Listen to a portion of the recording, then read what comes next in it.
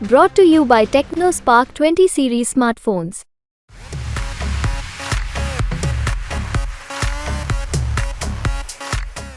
और इसलिए होगा क्योंकि कन्नौज जैसे शहर से प्रधानमंत्री जी किराना कर ले गया, किनारा करके कन्नी काट के चले गए। गंगा के जितने पुल हैं बीजेपी ने एक नहीं बनाया। काली नदी पे जितने पुल हैं समाजवादियों के नेताजी के बनाए हुए पुल हैं, जिससे यहाँ का संपर्क जुड़ गया और लोग आपस में आ जा रहे हैं। हारने वाला क्या न करता।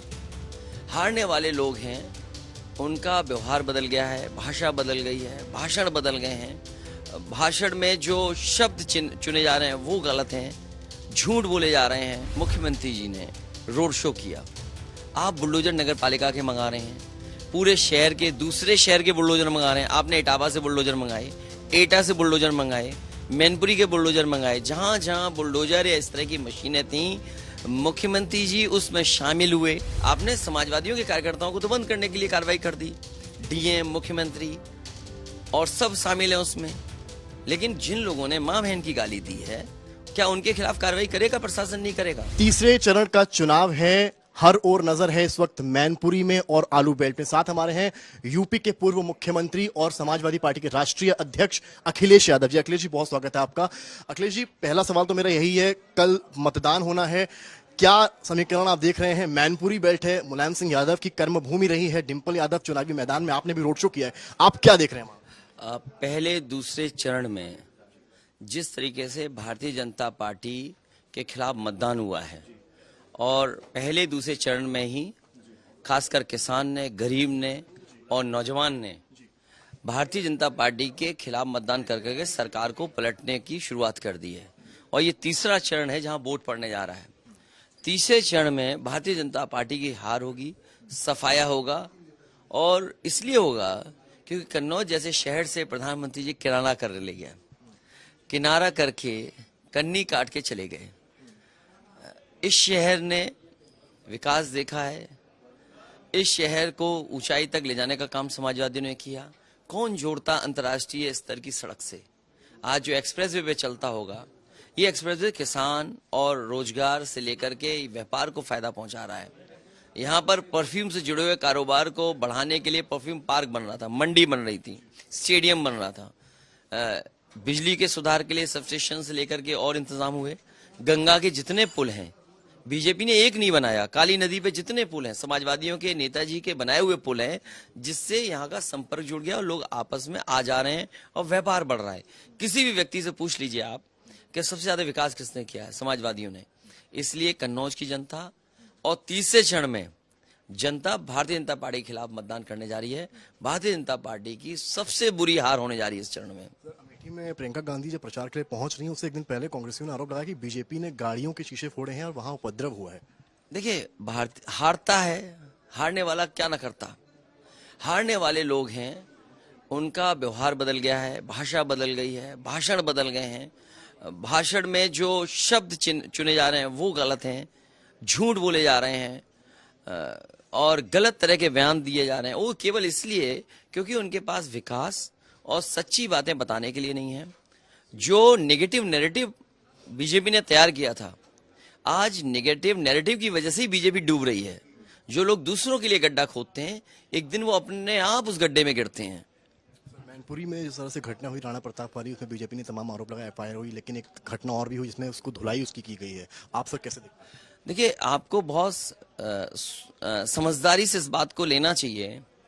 इससे पहले बुलडोजर लगा करके मुख्यमंत्री जी ने रोड शो किया, आप बुलडोजर नगर पालिका के मंगा रहे हैं, पूरे शहर के दूसरे शहर के बुलडोजर मंगा रहे हैं। आपने इटावा से बुलडोजर मंगाए, एटा से बुलडोजर मंगाए, मैनपुरी के बुलडोजर मंगाए। जहां जहां बुलडोजर या इस तरह की मशीनें थी, मुख्यमंत्री जी उसमें शामिल हुए, सुरक्षा का इंतजाम था। जब रोड शो हम लोगों का हुआ, जितना जनता का समर्थन था, क्या फोर्स लगी थी? क्या चौराहे पे अगर उन्हें शक था या कोई बात थी तो चौराहे पे क्यों नहीं लगाई फोर्स? जिम्मेदार कौन है? प्रशासन जिम्मेदार है। और जब ये सूचना थी उनको कि ऐसी जगह पर कई बार पहले घटना हो चुकी है, और जो वीडियो वायरल किया गया बीजेपी के ऑफिस ने, सीएम ऑफिस ने, और मैं ये दावे के साथ तो नहीं कह सकता, लेकिन जो जानकारी हमें कई साथियों से मिली है, वो ये कह रहे हैं कि सीएम ऑफिस इन्वॉल्व थी कि वीडियो को वायरल करो, म्यूट करके वीडियो चलाया। एक भी नौजवान ने किसी तरह का शब्द का इस्तेमाल नहीं किया। स्वाभाविक है, कुछ बच्चे हैं, नई उम्र के हैं, वो शायद चढ़ गए होंगे। और ये प्रतिमा जहां लगी हो, दुनिया में लोग चढ़ते हैं, कोई नई जगह नहीं है।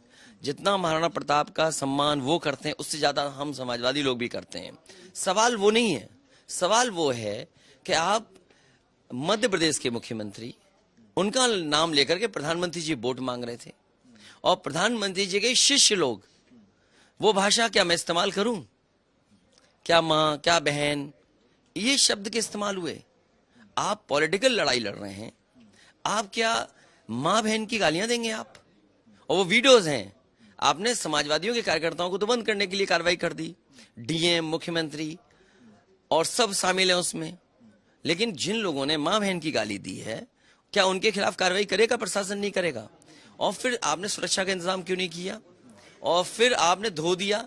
चलो, धोने से तो ये है, बीजेपी की पुरानी आदत है, पहले कहीं और भी उन्होंने मुख्यमंत्री आवास धोया था, फिर धो दिया। हमें बुरा नहीं लगता है, हमें केवल ये एहसास दिलाते हैं कि समाज में हम कहां खड़े हैं। इसलिए पीडीए की लड़ाई मजबूत हो रही है, पीडीए जीतेगा, एनडीए हारेगा। सवाल मेरा आपसे, आपको अभी निकलना है अभी यहाँ से, क्या मैसेज आपके जनता के लिए है? क्योंकि मतदान की घड़ी है, हर किसी को मतदान के लिए आना है। एक पूर्व मुख्यमंत्री के तौर पर आपका संदेश?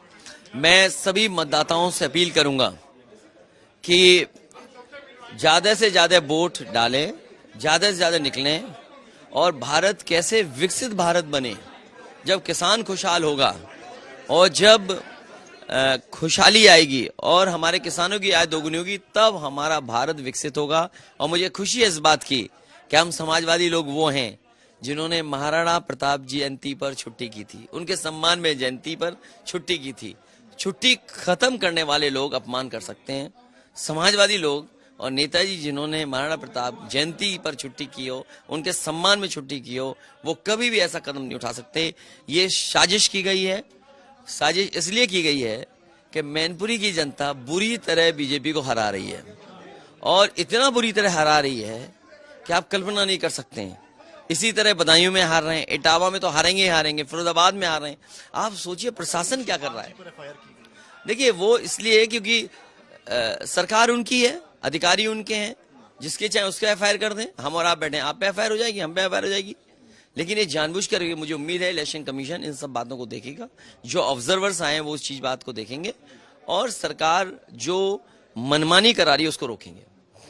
तो ये तो मैं तो अखिलेश यादव ने साफ कहा है, चुनाव बड़ा है और जीत सपा की मैनपुरी में। कैमरामैन गौरव के साथ समर श्रीवास्तव।